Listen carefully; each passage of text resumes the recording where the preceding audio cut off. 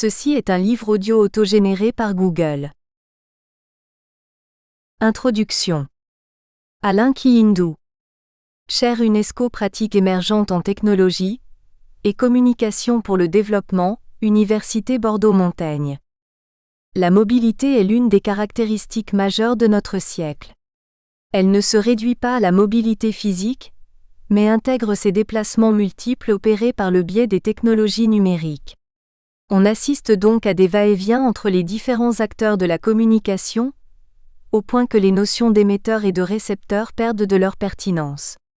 Mais cette mobilité suppose un certain nombre de capacités techniques, mais aussi culturelles voire financières. La croissance des usages de dispositifs nomades web génère des traces numériques toujours plus nombreuses. Il s'agit de données exhibées, mais aussi volées. Au-delà de ces pratiques, il convient d'en mesurer les enjeux contextes différents. Éducation, santé, égalité des genres, développement économique, journalisme.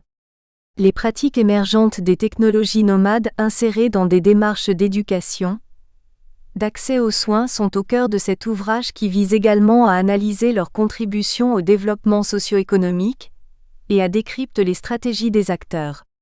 Plusieurs pistes de réflexion sont dégagées. Celle de la mobilité reposant principalement sur l'infrastructure Internet. Celle de la multiplication, de l'individualisation et de la personnalisation des terminaux de connexion par le biais des téléphones intelligents, tablettes et autres assistants personnels. Celle de l'Internet des objets, qui est d'ailleurs à penser en termes de réalité augmentée. Celle de la dispersion du traitement et de la conversion des données, selon la logique du cloud computing, mais aussi de la dépossession et perte de contrôle de certaines de ces données au niveau individuel. Celle de la naissance d'une nouvelle économie, dans laquelle la créativité devient le moteur essentiel. Deux axes majeurs structurent l'ouvrage, à savoir l'éducation et le développement socio-économique. Terminaux mobiles et éducation, dans l'espace francophone. Opportunité de décloisonnement des espaces d'apprentissage. Les terminaux mobiles permettent aux apprenants de poursuivre leur expérience pédagogique en contexte de mobilité. Au-delà de l'éducation classique, nous entrevoyons également l'éducation à la santé traitée à partir des objets comme la sensibilisation et la prévention à travers des outils nomades, mais aussi ce qu'il est convenu d'appeler le health gaming. En effet, la formation emprunte de plus en plus les voies d'appareils mobiles, qu'il s'agisse de smartphones, téléphone mobile intelligent qui permet entre autres de naviguer sur Internet, de lecteurs multimédia comme l'iPod, de tablettes mobiles telles l'iPad ou encore de consoles de jeux portatives. Les capacités techniques de ces supports en font des outils d'apprentissage à distance à part entière, puisqu'elles sont généralement capables de lire la plupart des supports exploités en e-learning comme des textes, des vidéos, du son, des images, de la reconnaissance graphique gestuelle ou bien de la synthèse vocale. Les différentes questions posées par la diffusion des technologies nomades dans le champ de l'éducation et de la formation sont abordées ici. Les terminaux mobiles ouvrent la voie à de nouvelles formes d'éducation, où chacun peut apprendre et progresser à sa guise. On notera que l'ouvrage accorde une attention particulière aux usages scolaires, mais aussi à l'approche féminine de ces nouveaux outils. En effet, on observe de plus en plus une intégration des tablettes tactiles dans le dispositif pédagogique aussi bien à l'école primaire qu'au secondaire. À côté de ces usages formels, le téléphone portable fait irruption comme outil d'apprentissage. Mais cette instrumentalisation génère une sorte de dépossession voire une perte de contrôle des enseignants de leur environnement habituel de travail. Elle interroge le rôle de l'enseignant et sa formation. Des questions de référence peuvent être notées. Comment adapter les terminaux mobiles aux nouveaux modes d'apprentissage ? Dans quelle mesure ces technologies participent-elles au processus d'auto-apprentissage ? Quels changements dans les organisations éducatives peuvent être repérés ? Terminaux mobiles et développement socio-économique. Les terminaux et environnements numériques sont des innovations qui influencent l'activité économique. Commerce, banque, formation, santé, médias, etc., faisant émerger de nouveaux profils d'acteurs. On assiste donc à l'essor d'une nouvelle économie, aux impacts, aux règles du jeu et aux valeurs différentes. Le poids croissant des opérateurs remet en cause les équilibres. En effet, Si le domaine de la fabrication des applications est à la portée des pays en développement, le domaine des infrastructures et des industries de fabrication d'équipements numériques reste pour l'essentiel le monopole des pays développés. Dans tous les cas, les opérateurs économiques, quand ils n'orientent pas les applications, récupèrent assez vite les usages innovants. En effet, l'économie numérique est loin de constituer un espace lisse dénué de rapports de force. Ceci s'exprime notamment dans le contrôle des données numériques et de leurs sources. La multiplication des capteurs d'information, de périphériques connectés, leur miniaturisation ont aussi des effets majeurs sur la transparence, la publicisation dont le cyberjournalisme est un des versants. Mais les données produites par l'Internet des objets peuvent aussi être utilisées pour tracer et contrôler les individus. La régulation des télécommunications devient donc essentielle. Les transformations induites par les terminaux mobiles apparaissent comme un nouvel espace pour l'expression des libertés démocratiques et placent le simple citoyen dans un nouveau rôle qu'il joue dans un espace supranational. Cette tendance repose la question de la liberté d'expression, de l'accès universel et du lien social. La problématique de la diversité et celle du partage remettent en débat la notion de la fracture numérique et amènent à repenser les politiques d'inclusion mises en place pour établir une sorte de justice sociale. Quelles politiques sont mises en place pour le développement de l'économie numérique ? De quelle manière peut-on penser le développement économique en lien avec les terminaux mobiles ? Comment l'influence des terminaux mobiles intervient-elle dans les démarches et stratégies de mobilisation sociale et politique, de recomposition et réinvention identitaire, de mobilisation linguistique, de l'expression des minorités ethniques, linguistiques, régionales, religieuses, etc. Quelle évaluation peut-on faire de ces différentes modalités en matière de production de contenu, de développement d'applications, de déploiement d'infrastructures, d'économie numérique ? Toutes ces réflexions s'appuient sur des expériences menées dans différents terrains, en Europe et en Afrique. Première partie, terminaux mobiles et éducation dans l'espace francophone. Tablette à l'école primaire, quelles contraintes sur l'activité de l'enseignant ? François Villemontex, Sandra Nogri. Laboratoire EMA, Université Cergy-Pontoise, Laboratoire Paragraphe, Université Cergy-Pontoise. Résumé. Ces dernières années, les tablettes tactiles ont fait leur entrée à l'école. Une recherche récente, EXTATE, s'est intéressée à l'implantation de tablettes dans plusieurs écoles primaires françaises. À partir d'observations et d'entretiens, un ensemble de contraintes imposées par les tablettes sur l'activité des enseignants ont été mises en évidence. Des contraintes écosystémiques, institutionnelles, ergonomiques, reliées à la conception des applications ou encore individuelles. Certaines contraintes sont spécifiques à l'utilisation des tablettes dans l'environnement scolaire. Il s'agit en premier lieu de contraintes écosystémiques émanant de choix économiques relatifs à l'achat d'applications et techniques, sous-tendant l'écosystème tablette, cloud, absence de gestionnaire de fichiers, connectivité, etc. D'autres contraintes ergonomiques et reliées à la conception des applications ont également été relevées. Une analyse diachronique montre en quoi ces contraintes modifient l'activité des enseignants et les conduisent à des adaptations de leur ingénierie pédagogique. Les contraintes écosystémiques influencent profondément les choix de l'enseignant.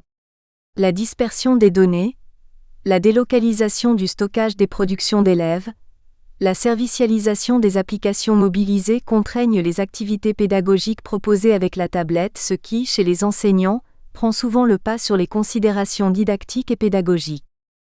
Mots-clés, tablette tactile, école primaire, contrainte. Les dictionnaires, Larousse, TLFI, définissent une contrainte comme une gêne ressentie personnellement par quelque chose. Elle peut être liée à une domination exercée par des circonstances, amenant à agir malgré soi. Règles, contraintes sociales. Il peut s'agir également d'un effort accompli sur soi, pour modifier un sentiment ou un comportement. Ces définitions traduisent bien l'idée que la volonté d'agir peut être contrariée par celle d'autres personnes, par les circonstances ou par ce que l'on s'impose face à ces dernières. Les contraintes reliées à l'introduction de technologies informatisées dans le contexte scolaire, Baron et Bruyard, 1996, Poyet, 2015, ont été examinées en tenant compte de la manière dont elles se posent aux acteurs, c'est-à-dire telles qu'ils les ressentent, les interprètent et y réagissent selon les ressources dont ils disposent. Pour les examiner, des approches systémiques ont été mobilisées, Bellil et al., 2002. Des modèles d'implantation ont été adoptés, Daguet et Wallet, 2012, se focalisant notamment sur l'activité enseignante et sur les relations d'interdépendance existant entre les différents environnements de celle-ci, Villemontex et Béziat, 2014. Ces dernières années, les tablettes tactiles ont fait leur entrée à l'école primaire. Si l'on en croit Larry Cuban, la structuration et le fonctionnement de l'école primaire se prêteraient bien à des mises en œuvre en classe de ce type d'instrument, Cuban, 2003. Qu'en est-il réellement ? Que dire des spécificités de ces artefacts de nouvelle génération du point de vue des contraintes qu'ils posent ? Y aurait-il continuité avec des contraintes déjà repérées et documentées, au cours de recherches portant sur les technologies individuelles antérieures ? La recherche expérience tablette tactile à l'école primaire, EXTATE, s'est intéressée à l'implantation de tablettes dans une vingtaine de classes de 8 écoles primaires françaises, Villemontex et al., 2014. Inscrite dans un flux de travaux récents sur le sujet, Carsanti et Fievé, 2013, Villemontex et Canboubi, 2013, OCDE, 2015, et située dans une perspective systémique, Villemontex et Béziat, 2014, elle a notamment permis d'analyser les conditions d'utilisation en classe. Cette recherche a également permis de relever les contraintes pesant sur l'utilisation de l'artefact en classe de manière exploratoire. Nous proposons d'en caractériser la nature, dont certaines sont propres aux tablettes tactiles. Éléments de contexte, caractéristiques des tablettes, discours sur leurs usages. La valeur ajoutée éducative des tablettes est souvent évoquée dans les discours d'escorte. Elles sont légères, facilement transportables, susceptibles de remplacer les manuels et cahiers, connectées et disposent de dispositifs de géolocalisation. Des avantages supposés sont parfois soulignés par la recherche, mais la prudence est de mise faute de recul suffisant. Carsanti et Fievé, OPSI. Cet artefact s'est constitué une image du compagnon d'apprentissage, apte à fournir des ressources, mobilisables à la volée. L'écran tactile de la tablette est lisible, libère l'utilisateur des contraintes d'un clavier, Volmer 2010, Wembler 2010, supprime la souris et propose une surface de lecture plus importante que celle des smartphones. Différentes affordances des tablettes ont été identifiées, Meluich et Folloun, 2010. La portabilité susceptible de changer les modalités d'apprentissage, la possibilité d'apprentissage située juste à temps, la connectivité et la convergence ainsi que la possibilité de pratiques individualisées et personnalisées.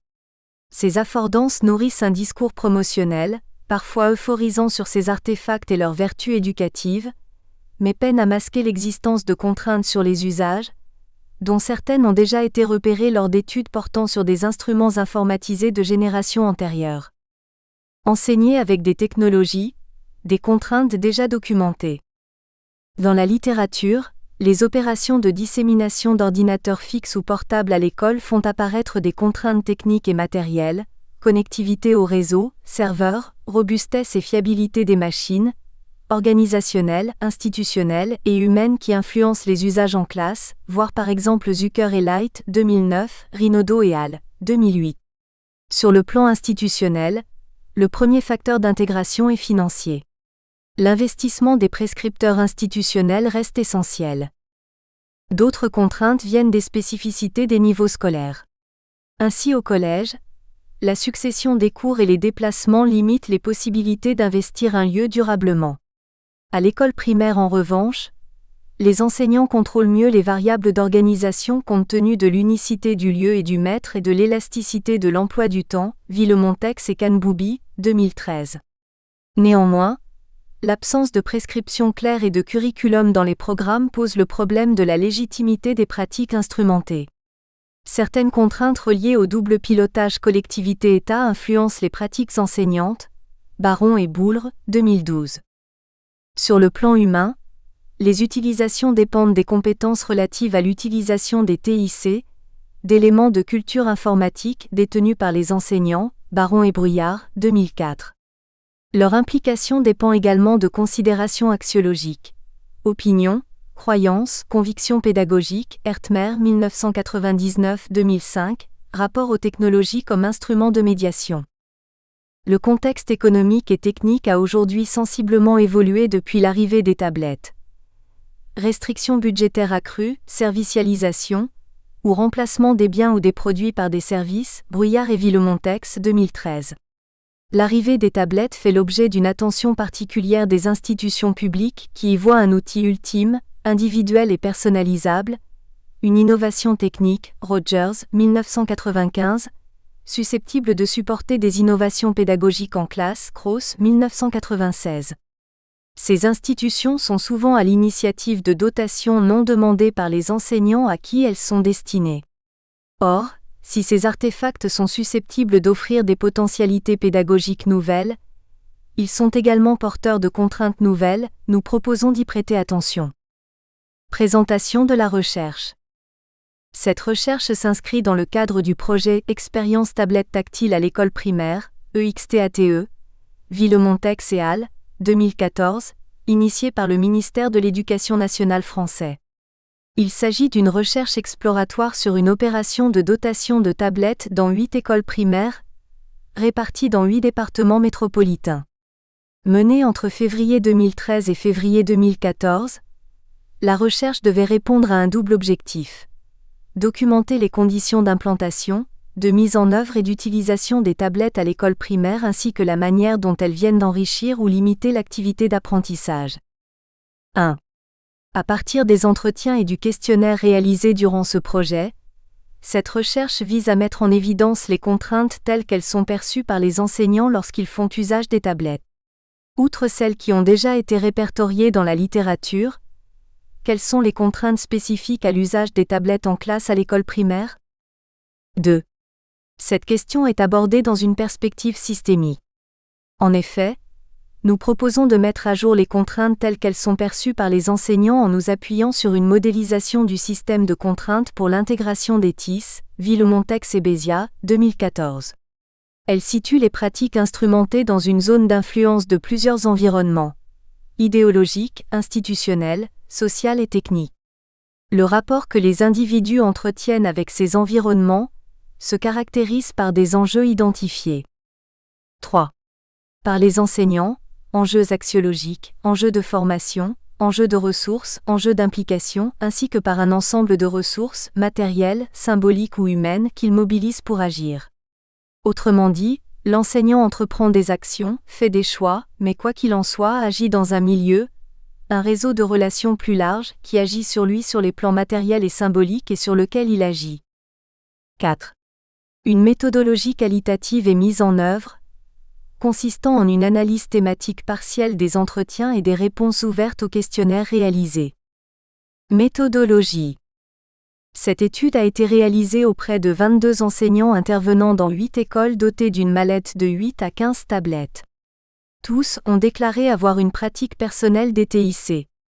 Avant le début du projet, la grande majorité N = 20 avait des utilisations habituelles des TIC, TNI, ordinateurs avec les élèves. Les tablettes ont été mises à leur disposition au début de l'année 2013.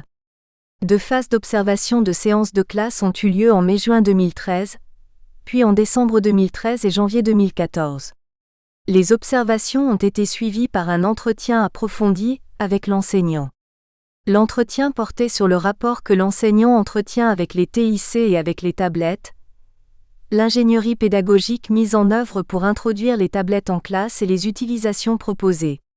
Par ailleurs, un questionnaire confirmatoire a été administré à la rentrée en septembre 2013 auprès des 22 enseignants, portant en particulier sur leurs utilisations en classe et sur leur choix d'application.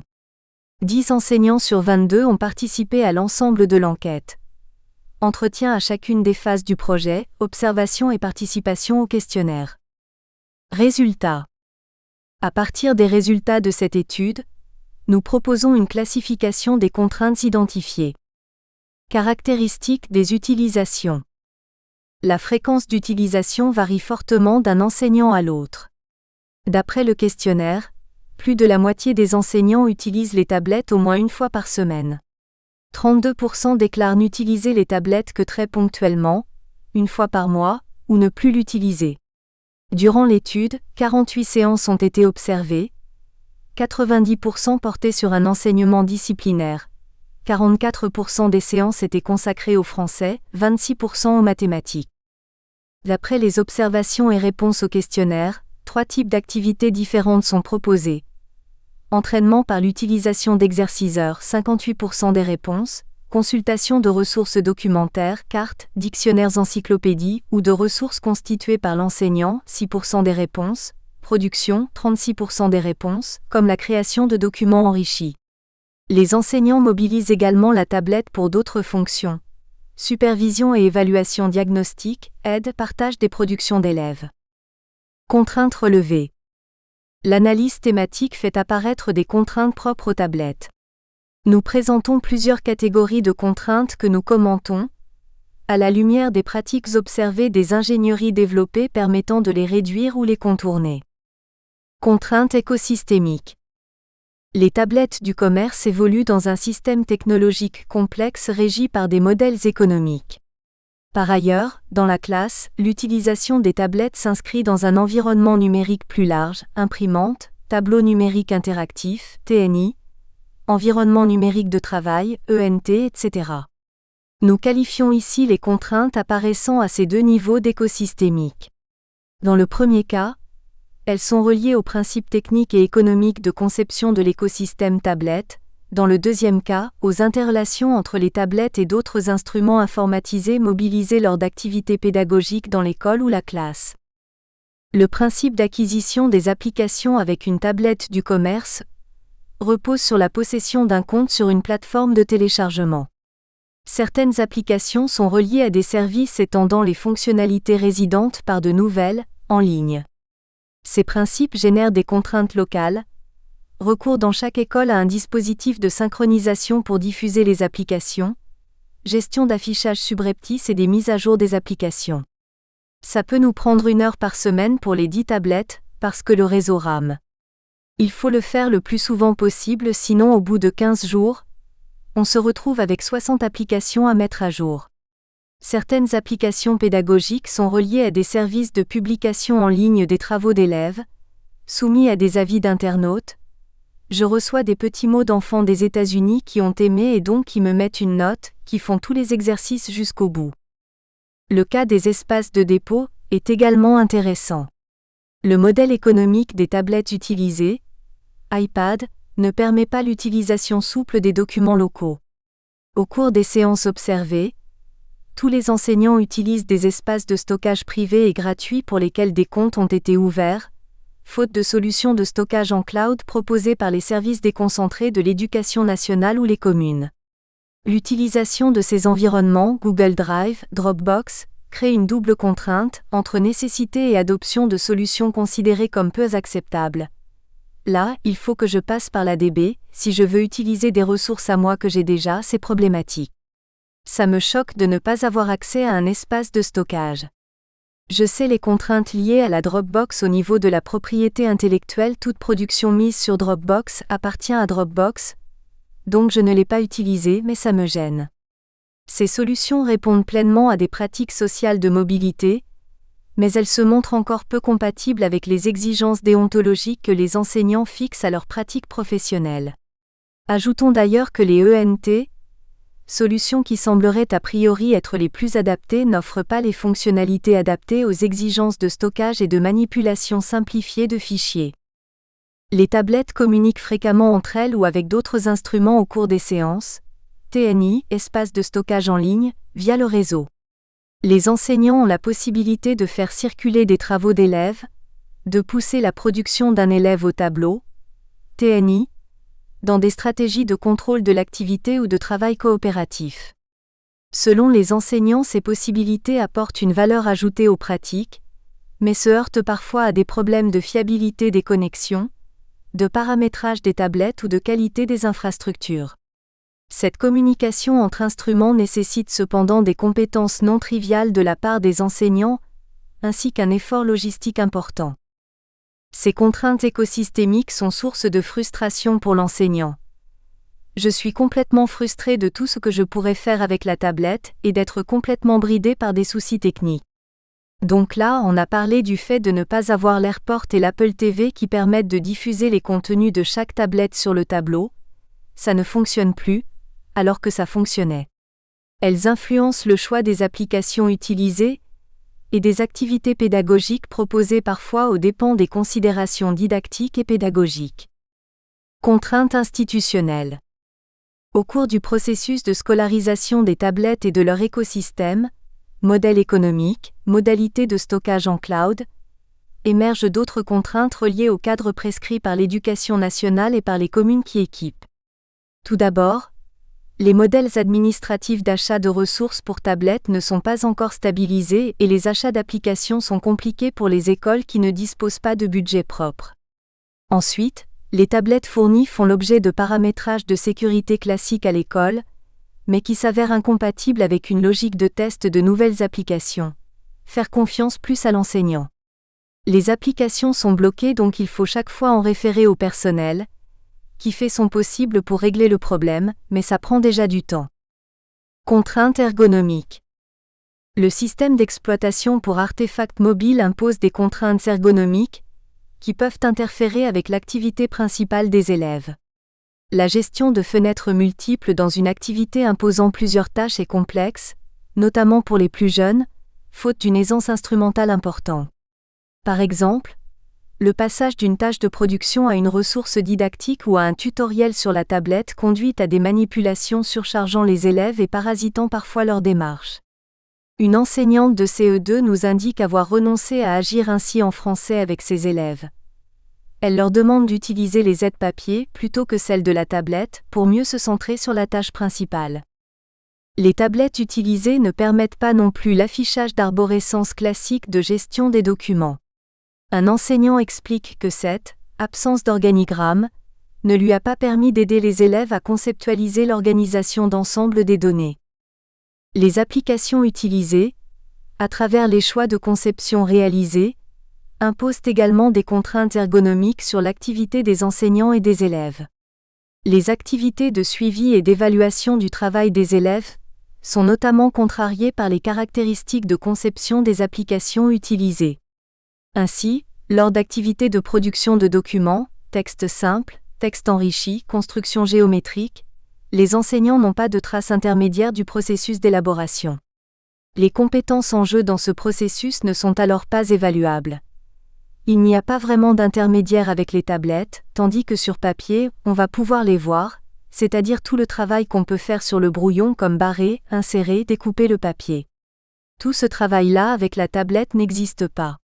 Lorsque les enseignants considèrent que les traces d'élaboration sont importantes, le duo papier-crayon est requis et les tablettes sont alors utilisées pour finaliser la production. L'annotation par l'enseignant d'une production numérique n'apparaît d'ailleurs jamais dans nos observations. De même, en mathématiques, les exerciceurs utilisés notamment sont souvent peu compatibles avec les pratiques habituelles d'évaluation. Les scores obtenus par les élèves avec les applications ne sont pas stockés et ne peuvent être consultés par l'enseignant. Les enseignants utilisateurs déclarent ne pas avoir de vue claire du parcours de chaque élève. De plus, les tablettes sont attribuées collectivement et ne disposent pas de profil individuel. Le principe de la multi-utilisation imposé par la classe mobile complexifie ainsi les possibilités de suivi des performances des élèves. Contraintes individuelles. Dans une moindre mesure, quelques contraintes individuelles apparaissent chez certains enseignants. Elles sont liées aux pratiques antérieures des technologies restreintes, ou à leur engagement parfois timide dans les pratiques scolaires instrumentées. Les tablettes constituent pourtant un objet familier pour les enseignants. Leur utilisation est jugée peu contraignante, mais la qualité des ressources est discutée. Le choix de celles-ci nécessite un accompagnement que les enseignants estiment limité. On ne sait pas trop vers qui se tourner pour avoir des informations là-dessus. Bon, j'en ai parlé à la conseillère, elle ne sait pas trop. Sur le plan axiologique, les propos de certains enseignants remettent en cause certains arguments prophétiques ou marketing concernant les tablettes. Je dirais, pas plus que le papier, pas plus qu'une situation, je ne vois pas en quoi la tablette favoriserait plus la collaboration. À partir du moment où deux élèves sont en désaccord, il va y avoir interaction et c'est pas seulement avec la tablette. Toujours sur le même plan, le rapport à la tablette comme instrument ludique peut parfois être discuté. Ils sont partis sur des choses qui font que la notion d'adjectif elle se perd trop dans le jeu, dans le côté un peu fun. C'est trop ludique. Discussion. Cette recherche focalise sur les contraintes liées à l'utilisation de tablettes tactiles qui pèsent sur l'activité des enseignants de l'école primaire. Malgré des affordances offertes par les tablettes a priori favorables à l'apprentissage, et l'implication dans le projet d'enseignants volontaires et enthousiastes soutenus par leur institution, des contraintes de différentes natures apparaissent, écosystémiques, institutionnelles, ergonomiques, reliées à la conception des applications, individuelles. Ces contraintes relèvent moins d'un défaut d'acceptabilité de la tablette, Tricot et al. 2003. L'ensemble des enseignants ayant perçu l'utilité potentielle des tablettes, leur facilité d'utilisation et leur valeur ajoutée potentielle par rapport à leur pratique, que de l'apparition d'un ensemble de tensions au cours de leur utilisation en classe. Ainsi, deux tensions sont mises en évidence. Une première se situe entre les utilisations individuelles et collectives de la tablette. L'écosystème technique et économique est prévu pour une utilisation individuelle de la tablette. En milieu scolaire, l'utilisation par plusieurs classes contrarie la constitution et le stockage de profils d'utilisateurs. Cet obstacle à la traçabilité de l'activité de l'élève contredit certaines attentes institutionnelles concernant l'individualisation des apprentissages. Notons également que le téléchargement d'applications dans les écoles se fait via un compte individuel unique et nécessite une synchronisation par copie de licence. Des solutions de gestion d'applications en masse apparaissent depuis quelque temps. La question se pose de savoir comment se répartiront les responsabilités dans la mise en œuvre de telles solutions, entre acteurs pédagogiques et financeurs, collectivités. Une autre tension se situe entre l'activité locale sur tablette et l'appel à des traitements distants des documents ou des ressources. Les données sont dispersées, les documents sont délocalisés, des services de mise à jour d'applications interviennent et perturbent parfois les affichages. Comment penser cette externalisation de certains processus du point de vue de l'enseignant? Comment gérer cette interdépendance entre activités locales et distantes, et écarter tout risque de dépossession ou de perte de contrôle? Autant de questions auxquelles les enseignants sont progressivement confrontés. Ces différentes tensions, les contraintes qu'elles suscitent sur l'activité des enseignants mériteraient d'être développées dans le cadre de la formation des enseignants. La mise en lumière de ces différentes contraintes constitue également une étape dans l'étude du processus d'appropriation de ces artefacts par les enseignants. Comprendre ce processus d'appropriation, Nogri et al. 2013, consiste alors à analyser de quelle façon ces contraintes sont appréhendées dans la durée. Quelles adaptations des ingénieries pédagogiques et des artefacts sont mises en place, quels contournements sont mis en œuvre, quelles ressources, quelles compétences sont mobilisées et développées en situation pour dépasser ces contraintes. Cette recherche a été conduite dans le contexte particulier d'une expérience pilotée par le ministère et assez fortement portée par les prescripteurs intermédiaires, conseillers pédagogiques, inspecteurs, et ne permet pas de préjuger des réponses apportées aux contraintes dans un contexte plus banal. Cette étude concerne par ailleurs un modèle de tablette du commerce. Si ce modèle est très largement répandu dans les opérations de dotation, il est nécessaire d'envisager sur la nature des contraintes écosystémiques imposées par d'autres modèles de tablettes, telles que celles conçues spécifiquement pour l'école en associant à la conception industrielle, institutions publiques et praticiens. Bibliographie. Baron, G.L., Esperluette-Boule, réel 2012. Les technologies de l'information et de la communication à l'école primaire. État de question en 2011, revue de l'EPI. Consultez à l'adresse http://www.epi.asso.fr/revue/article/A1202 b.htm. Baron, G.L., Esperluette-Bruyard et 1996, l'informatique et ses usagers dans l'éducation, Paris, PUF. Baron, G.L., Esperluette-Bruyard, 2004, quelques réflexions autour des phénomènes de scolarisation des technologies, entre technique et pédagogie. La création de contenus multimédia pour l'enseignement et la formation, pages 154 à 162. Lille C, Berthaud C, Le Marec J, Lyotard D, Paclin D, Esperluette Rosado E, 2002, Méthodes et outils pour l'observation et l'analyse des usages. Étudier les usages pédagogiques des technologies de l'information et de la communication, une pratique de recherche ou et de légitimation? Consultez à l'adresse http://edutis.archive-ouverte.fr/edutis-000000 14 Bruyard et Esperluette Villemontex F. 2013 éditorial du numéro spécial Artefacts tactiles et mobiles en éducation. STICEF numéro 20, mise en ligne le 2/9/2014 http://sticef.org. Cross F. 1996. Définition et fonction de l'innovation pédagogique. Le cas de la France de 1060 à 1994. Monsieur Bonamy, Esperluette Monsieur Garand, 1996, Système scolaire et pilotage de l'innovation. Émergence et implantation du changement Bruxelles, de Bock, page 15 à 31. Cuban, L. 2003, Oversold and Underused Computers in the Classroom, New Ed, Cambridge, Harvard University Press. Daguet, H. Esperluette Wallet, J. 2012, Du bon usage du non-usage d'ETIS, Recherche Esperluette Éducation numéro 6, page 35 à 53.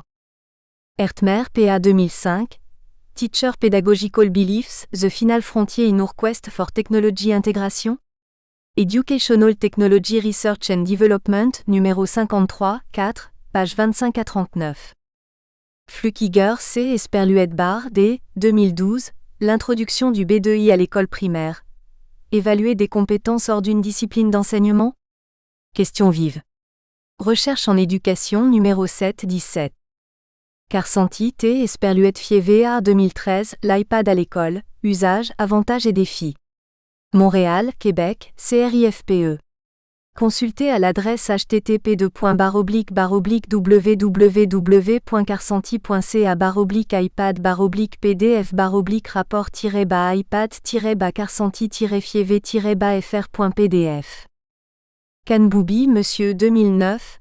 Structure des usages de l'ordinateur en classe et socialisation des enseignants de collège du département des Landes. Espace numérique en milieu scolaire. Quels usages et quelles pratiques? Consultez en août 2014 à l'adresse http://edutis.archive-ouverte.fr/edutis-00765204. Meluich K. Esperluette Foloun, G. 2010, Looking to the Future, M-Learning with the iPad. Consultez à l'adresse http://researchcommons.waikato.ac.nz/handle/1028/5050. Nogries, Decortief, Sorcé Esperluette Urties, 2013. Apport de la théorie instrumentale à l'étude des usages et de l'appropriation des artefacts mobiles tactiles à l'école. Revue sticef.org 20. OCDE 2015, Connecté pour apprendre? Les élèves et les nouvelles technologies. Rapport publié par l'OCDE le 15/9/2015. Poyet F. 2015, Technologie numérique et formation, Paris l'Harmattan. Rinaudot Gisèle Esperluette Poyet, F. 2009, Environnement numérique en milieu scolaire. Quels usages et quelles pratiques? Incédition. Rogers, E.M. 1995, Diffusion of Innovation, New York, Free Press. Tricot A. Plegasucci CF, Caen JF, Amiel A. Lutz G. Esperluette Morcillo A. 2003, Utilité, utilisabilité, acceptabilité. Interpréter les relations entre trois dimensions de l'évaluation des EIAH. In Environnements informatiques pour l'apprentissage humain, page 391 à 402. Villemontex, F. Esperluette Bézia J. 2014.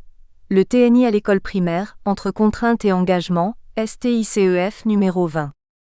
Villemontex, F. Amondé, Nogri S. Séjourné, A. Hubert B. Esperluette Gélis J. Monsieur, 2014, Extate, Expérience tablette tactile à l'école primaire Université Cergy-Pontoise, Ministère de l'Éducation nationale, page 86. Villemontex, F. Esperluette Kanboubi Monsieur, 2013, Utilisation de tablettes en milieu scolaire. Entre enchantement et réalité pédagogique, STICEF, mise en ligne le 31/3/2014, http://sticef.org. Volmer A. 2010 7 mai, Visual Affordance in a Touch-Enabled World. Consulté en septembre 2013 à l'adresse http://visual-affordance-in-a-touch-. Wembler, A. 2010, 1 February, The Apple iPad and the Era of Ubiquitous Computing. Consulté en septembre 2013 à l'adresse http://andrew-ambley.com/apple-the-apple-era-of-ubiquitous-computing. Zucker, A. Esperluette Lite, D. 2009, Laptop Programs for Students, Sciences numéro 323 5910, page 82 à 85. Positionnement des environnements numériques mobiles en contexte universitaire. Problématiques et réflexions sur les usages. Clairnoy. ITIC Département Communication Université, Montpellier 3 Laboratoire Paragraphe, EA 349, Équipe Index Université de Paris 8. Résumé. L'article se base sur 2 expériences qui nous paraissent refléter les réflexions communicationnelles que l'on peut avoir autour de l'usage du numérique en contexte universitaire. À partir de ces éléments, une grande problématique animera cet article. Les environnements numériques mobiles changent-ils le rapport à l'information et donc le processus d'appropriation de connaissances ? Sur le plan conceptuel, un système en 2 grands axes est proposé. L'axe communautaire et l'axe informatif des projets collectifs et créatifs. Pour penser les environnements numériques dans une logique pédagogique à l'université, il faut se servir de cette capacité à communiquer pour créer des communautés, visant un projet donné. Plus ce dernier sera complexe et créatif, plus il obligera les étudiants à s'approprier les environnements mobiles non comme des horizons de données, mais comme des indicateurs, des cadres et des pistes indispensables à la réalisation de leur travail collectif. De plus, ce dernier les amènera, si l'accompagnement pédagogique s'avère bien géré, à construire réellement une intelligence collective.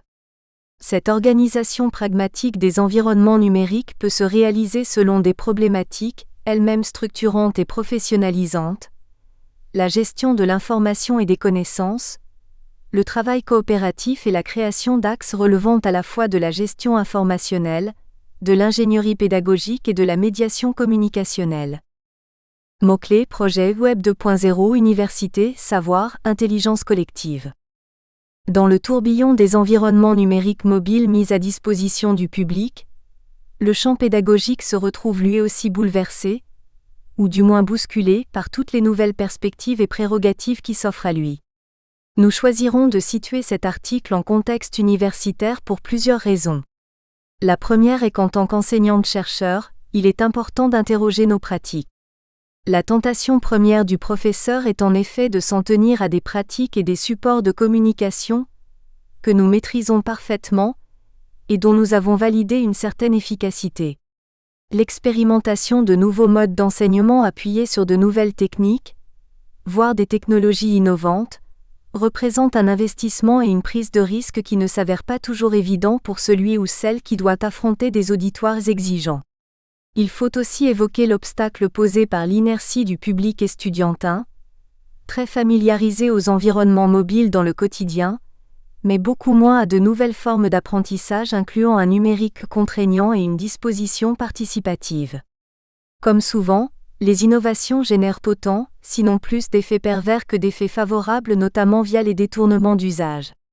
Par exemple, la pédagogie numérique s'avère d'abord exclusive. Tous les étudiants, tous les enseignants, ne reçoivent pas un background permettant l'usage total des moyens mis à disposition. Cela crée un hiatus entre l'offre et l'utilisation et freine considérablement le déploiement des environnements numériques, notamment à l'université. En décalage avec les visions idylliques qui font florès, nous avons voulu réfléchir sur les usages existants ici et maintenant, usages découlant d'une stratégie descendante de l'innovation pédagogique numérique. Les nouvelles offres, ENT, plateformes, ordinateurs, tablettes, sont pensées comme devant provenir des institutions pour ensuite se diffuser et être relayées par des entités dites opérationnelles, pour enfin être mises en œuvre par les destinataires, enseignants et étudiants. L'usage projeté de ces nouvelles façons d'enseigner via le numérique est loin de recouvrir l'usage réel avéré. Le terme d'usage est d'ailleurs largement polysémique, ce qui provoque des malentendus. L'innovation demande avant tout de répondre à un espace fonctionnel correspondant à un contexte et des usages déjà là, plutôt que d'accroître de façon hypothétique le champ des possibles via les outils, ce qui revient en particulier dans les TIC, à souvent augmenter la complexité, Gaglio 2010/19-37. Constat problématique des usages réels. L'outil probateur, une enquête qualitative croisée. Afin de recueillir des matériaux constituant le fond de données nécessaire pour mener notre réflexion, nous avons mené 2 enquêtes auprès de 2 formations universitaires. Elles portaient sur les usages du numérique, que l'on peut réellement observer en contexte universitaire. 2 enquêtes différentes. Une enquête auprès d'une promotion de 150 étudiants de licence 3 de communication, ayant suivi des cours hybridés sur la plateforme d'environnement numérique de travail, ENT Moodle, visant à appréhender les usages. Nous avons proposé des activités via des environnements mobiles, et réalisé à la suite des études à partir de questionnaires qualitatifs. Ainsi, voici quelques exemples de questions qui ont mené les interviews. Comme définiriez-vous les cours et le travail réalisé via l'ENT ? Voyez-vous des différences par rapport au travail universitaire en présentiel, si oui, lesquelles ? Utilisez-vous d'autres environnements numériques mobiles, dans le cadre de votre apprentissage ? Si oui, lesquels et pour quels apports ? Le Web 2.0 change-t-il d'après vous, le rapport à la connaissance ? La folkosonomie, indexation des documents numériques par l'usager, change-t-elle d'après vous, le rapport à l'information ? Quelles conséquences positives et ou négatives, cela pourrait-il avoir sur l'appropriation de connaissances à l'université ? Une enquête auprès d'une promotion de 319 étudiants d'une école d'ingénieurs, qui se sont vus confier une tablette dans le cadre de leur formation. L'enquête visait à cerner des usages stricto sensu d'un outil numérique particulier. L'école comportait 5 départements allant de l'informatique à la biologie, et a fait le pari de l'innovation en équipant les étudiants entrants d'un iPad. Ainsi 660 tablettes ont été confiées aux élèves ingénieurs qui, en contrepartie, ont signé une charte d'engagement se terminant par « Le matériel est prêté pour la durée et les besoins de la scolarité de l'élève ». Ainsi, la présente convention de prêt prend effet à compter de la date de remise du matériel à l'emprunteur et restera en vigueur jusqu'à la restitution du matériel conformément à l'article 3, obligation de l'emprunteur. En collaboration avec les porteurs du projet, enseignants et IATOS, nous avons organisé une enquête qualitative diffusée à tous les acteurs concernés, y compris les protagonistes. Un questionnaire a été proposé et rempli par 382 usagers de l'école dont 63 enseignants et 319 étudiants. Ce questionnaire comportait des questions ouvertes, réponses libres et des questions fermées à choix multiples. Le choix des questions qualitatives s'est imposé, car plus qu'un bilan chiffré, nous désirions comprendre quelles appropriations se sont faites les acteurs de l'objet numérique et pour quels usages. Voici quelques exemples de questions ouvertes avec lesquelles nous avons enquêté. Quels sont les avantages et ou les inconvénients que vous percevez dans l'utilisation de la tablette, dans le cadre de votre formation ? Si vous utilisez la tablette dans le cadre de votre travail, quelles sont les principales applications qui vous semblent utiles et pourquoi ? Quelles suggestions feriez-vous pour optimiser l'intégration de la tablette dans le dispositif de formation ? Ce questionnaire visait à réaliser un bilan du projet de l'école à travers les avis, commentaires et évaluations des différents usages qu'ont pu faire aussi bien les enseignants que les étudiants. L'enquête s'imposait qualitative afin de repérer les diverses utilisations pédagogiques qui ont émergé, mais aussi les possibles détournements d'usage qu'a pu faire naître la pratique de ces tablettes. À partir des données recueillies et croisées, une problématique animera cet article. Les environnements numériques mobiles changent-ils le rapport à l'information et donc le processus d'appropriation de connaissances ? B. Un traitement croisé des données recueillies. Nous avons traité les données recueillies à partir d'items permettant de croiser les réponses sur les environnements mobiles. En effet, les 2 populations d'enquête ont été choisies, car elles représentaient chacune une organisation universitaire particulière et des motivations différentes. Pour la première, il s'agissait, via l'environnement numérique de travail, ENT, de trouver de nouvelles formes de coopération et de communication entre les étudiants à partir, ou en conséquence, de cours hybridés. Ainsi des glossaires collectifs, des écritures collaboratives avaient été proposées dans le but que les usagers s'approprient les articles ressources fournis. Les résultats ont fait l'objet d'évaluations notées. Concernant la deuxième enquête, le dispositif est différent, car l'outil numérique mobile, tablette, est donné, mais aucune démarche pédagogique innovante n'y est associée a priori. Rien n'est imposé et les enseignants ont l'entière liberté d'utiliser, ou pas, cet environnement mobile dans le cadre de leurs cours. Compte tenu de cette différence fondamentale dans l'organisation du dispositif, nous avons cherché à comprendre à travers l'exploitation des données si les propositions d'usage d'environnement mobile dans le cadre universitaire avaient eu une incidence sur l'appropriation des connaissances. Nous vous proposons ci-après un bilan des axes récurrents repérés. Partage d'informations et extériorisation des connaissances, vision estudiantine des environnements mobiles. Une perception interactionnelle des environnements mobiles. De même qu'il y a quelques années, nous avions montré, NOA 2006, que le livre était positionné dans l'imaginaire des enfants comme un objet de savoir et que du coup, ils avaient beaucoup de réticence à l'employer dans des usages de loisirs et de plaisir. Nous nous retrouvons ici encore dans un décalage entre usage personnel et usage pédagogique. En effet, les étudiants revendiquent leur appartenance à une société hyper connectée. À juste raison puisqu'ils pratiquent ou côtoient de nombreux ordinateurs, smartphones, jeux vidéo, réseaux sociaux. Mais cette hyperconnexion reste, le plus souvent, cantonnée à l'échange d'événements quotidiens via des réseaux sociaux. Ainsi les élèves ingénieurs utilisent la tablette mise à disposition à des fins personnelles, musique, jeux, vidéos, mails, réseaux sociaux, mais pour l'instant n'en ont qu'un usage pédagogique très restreint. Ils ont du mal à intégrer dans leur imaginaire le même outil servant au plaisir et au travail. Dans leur esprit, utiliser un outil aux ressources ludiques et relationnelles directement attrayantes à des fins d'acquisition de connaissances savantes, exigeant un effort cognitif minimum ne semble pas évident. La question du rapport du jouer et de l'apprendre peut alors être reposée. Tant que l'on reste dans la confrontation des contenus et des finalités, force est de constater la tension qui les oppose et l'impasse où l'on se trouve à vouloir les concilier. Christine Delory-Momberger 2006 nous rappelle que la question du rapport du jouer et de l'apprendre peut alors être reposée. Tant que l'on reste dans la confrontation des contenus et des finalités, force est de constater la tension qui les oppose et l'impasse où l'on se trouve à vouloir les concilier. L'activité scolaire et l'activité récréative ne se marient pas aussi facilement que certains le disent via le même outil numérique, d'autant plus qu'aucun formatage préalable n'y incite. Dès lors, les utilisations en cours se limitent à la prise de notes sitôt que les enseignants ne sollicitent pas impérativement cet équipement pour d'autres activités numériques. Dans une large majorité, les étudiants reconnaissent que la tablette reste plutôt un support de distraction pendant les cours qu'un véritable outil pédagogique. Selon toujours la fameuse dichotomie intégrée, travail-récréation. Dès lors, aucun processus d'adaptation des potentialités des environnements numériques ne semble réellement se mettre en place pour des fins pédagogiques. Contrairement aux livres, souvent positionnés comme rébarbatifs car reliés au contexte d'enseignement, la connectique numérique via les réseaux sociaux se positionne essentiellement dans le registre personnel et relationnel et ne trouve pas d'écho dans le domaine de l'apprentissage.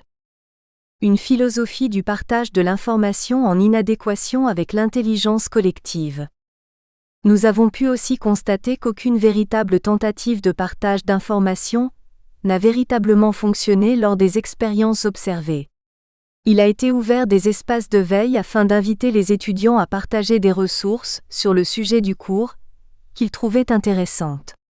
Cela paraissait porteur puisque les types de fichiers choisis auraient pu mieux correspondre à l'habitus cognitif de l'apprenant que les ressources classiques proposées par l'enseignant. De nombreux observateurs vantent cette disposition du numérique, comme J. Vautier, si l'éducation nationale incarne un système traditionnel, peu enclin à l'innovation, l'enseignement numérique, doté d'une grande souplesse, ouvre la voie à une démocratisation de la connaissance et à une vraie transversalité des savoirs. Pourtant, cet espace potentiellement ouvert est resté vide. On s'interroge donc sur la disposition naturelle à partager, qu'il s'agisse de renseignements, de la connaissance ou tout autre élément d'information. Pourtant, dans d'autres domaines, le partage via les selfies par exemple, a explosé. Cela montre que ce partage des données, quand il se produit, s'assimile surtout en réalité à une motivation accent aigu géocentrée de se valoriser, d'exister en s'exposant favorablement. On partage donc ce que l'on pense nous valoriser, un cliché avec telle ou telle vedette, la preuve d'une performance. Il n'en est pas de même avec les éléments de la connaissance qui représentent, aux yeux de leurs détenteurs, un pouvoir ou un capital. La connaissance peut être rattachée soit à un bien public qui se valorise en circulant d'individu à individu, soit à un capital qui a un prix sur le marché. Selon que l'on intériorise l'une ou l'autre des conceptions, on sera ou non porté sur le partage. Le monde universitaire s'assimile à un combat compétitif individuel. Pour le diplôme, pour la promotion, pour la reconnaissance. Le partage de connaissances, l'entraide, la veille, ne font donc pas partie spontanément des usages de l'étudiant. Ce dernier paraît rester dans un statut d'écolier qui partage avec les copains des performances, mais qui n'a pas une propension directe à échanger les choses du savoir. Du moins ne cherche-t-il que rarement à être acteur de son apprentissage via l'échange largo-sensu.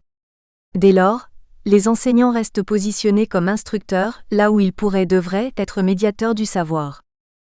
Internet est toujours là, pourquoi apprendre ? Mythe de l'extériorisation des connaissances. Nos enquêtes nous ont aussi beaucoup surpris, quant aux réponses concernant la question. Internet change-t-il, d'après vous, le rapport au savoir à l'université ? Alors que nous nous attendions à des réponses traitant de la folksonomie ou des MOOC, une majorité nous a parlé essentiellement de la perte de légitimité de l'université et des enseignants, ces derniers n'étant plus les seuls détenteurs du savoir. Restant fidèles à la logique de l'instruction bipolaire, un maître et des élèves, les étudiants ne positionnent pas les enseignants comme pouvant les accompagner dans leur propre construction intellectuelle via les ressources numérisées. Cela implique un repositionnement des enseignants, non en matière pédagogique, mais en tant que référence des savoirs. Hier perçus comme source principale des connaissances, les 10 enseignants se voient diminuer sur ce plan et doivent partager avec le web l'origine de l'information érudite. En outre, un autre résultat nous paraît préoccupant, les étudiants, du fait de cette possibilité d'accès continu à l'information Internet, ne voient plus l'intérêt d'apprendre. Et pourtant, un premier regard du traitement documentaire que l'Internet propose en tant que... Nous espérons que vous avez apprécié cet aperçu. Pour continuer à écouter ce livre audio sur Google Play Livres, utilisez le lien dans la description de la vidéo.